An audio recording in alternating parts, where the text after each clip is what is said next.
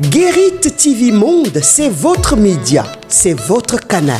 Ensemble, faisons grandir l'information libre et de proximité.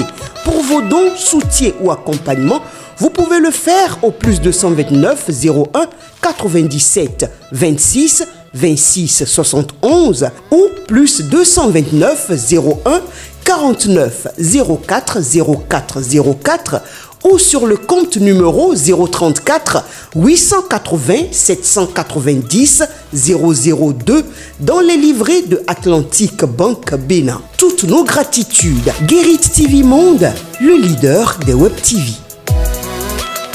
Le showroom Tunisia Benin House vous offre des matériaux de construction de marque européenne fabriqués par 15 sociétés tunisiennes. Tunisia Benin House est situé à Cotonou, Kaboma, immeuble Amani. Pour tout renseignement, contactez le plus 229 01 21 31 61 58. Avec votre showroom Tunisia Benin House, proposez et construisez la maison de vos rêves à un prix imbattable.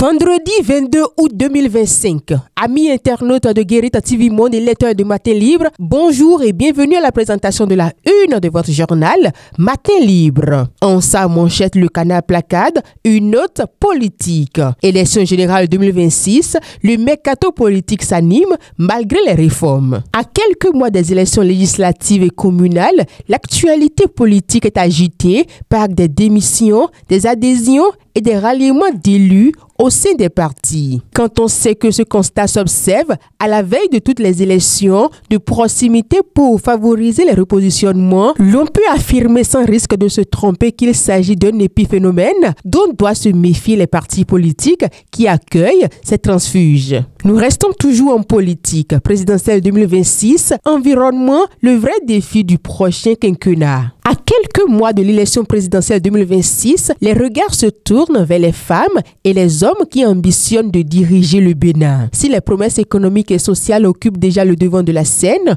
un enjeu vital reste trop souvent légué au second plan, l'environnement. Pourtant, les signaux d'alerte se multiplient. Déforestation accélérée, raréfaction des ressources en eau, pollution des villes et des campagnes, perte alarmante de biodiversité, le Bénin, à l'instar de plusieurs pays du monde, connaît une crise écologique majeure. Cette urgence environnementale menace directement la santé des populations, la sécurité alimentaire, l'économie nationale et la stabilité sociale. Face à la déforestation galopante, au changement climatique et à la pollution, le futur président du Bénin devra faire de la protection de l'environnement une priorité nationale. L'heure n'est plus au discours, mais à l'action. Sur un autre volet, industrialisation du Bénin. La GDIZ s'imprègne du rapport de durabilité de l'ARIS 2P. Élaboré selon les standards internationaux du Global Reporting International, le rapport de durabilité 2024 d'ARIS Integrated Industrial Platform